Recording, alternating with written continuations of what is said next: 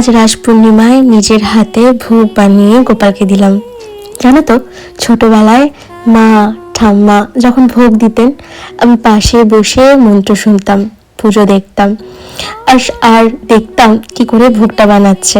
কত রকমের পরিবাটি, কত রকমের আয়োজন করে ঠাকুরের জন্য ভোগ ভোগ বানানো হয়। আর সমস্ত বাড়িটা সেদিন ভোগের গন্ধে ভরে যেত। আজ যেন আবার সেই মুহূর্তগুলোই ফিরে ফিরে এলো মনে। হ্যাঁ, এখন নতুন সংসার, নতুন ঘর, চাকরি, সবটাই নিজের হাতে সামলাতে হয়।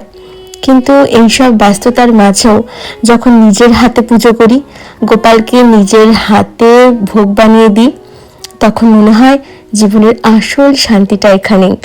আজকে মেনুতে ছিল লুচি, 5 রকম মিষ্টি, পায়েস, ভুনা খিচুড়ি, 5 রকমের ভাজা আর তিলের নাড়ু। সমস্তটাই কিন্তু নিজের হাতে উপোস থেকে সবটাই করেছি।